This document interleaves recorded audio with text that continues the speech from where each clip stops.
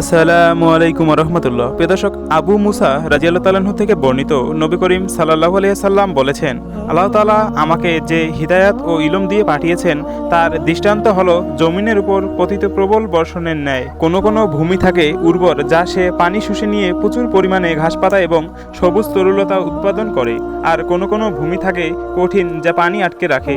পরে আল্লাহ তাআলা তা দিয়ে মানুষের উপকার করেন। তারা নিজেরা পান করে ও পশুপালকে পান করায় এবং তার দ্বারা চাষাবাদ করে। আবার কোনো কোনো জমি রয়েছে যা একেবারেই মসৃণ ও সমতল, তা না পানি আটকায় রাখে আর না কোনো ঘাসপাতা উৎপাদন করে। এই হলো সেই ব্যক্তির দৃষ্টান্ত যে দিনের জ্ঞান অর্জন করে এবং আল্লাহ তাআলা আমাকে যা দিয়ে প্রেরণ করেছেন তাতে সে উপকৃত হয়। ফলে সে নিজে শিক্ষা করে এবং অপরকে শিখায়। আর সে ব্যক্তিরও দৃষ্টান্ত যে সে মাথা তুলে দেখে না এবং আল্লাহ তাআলা হিদায়াত নিয়ে আমি প্রেরিত হয়েছি তা গ্রহণ করে না।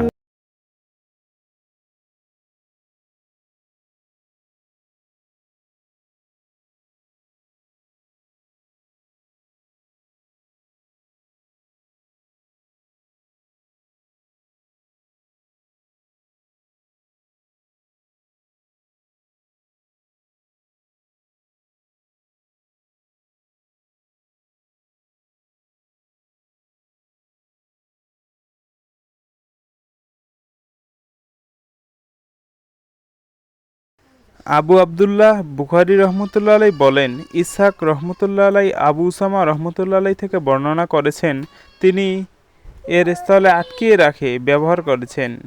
হলো এমন ভূমি যার উপর পানি জমে থাকে, আর হলো সমতল ভূমি।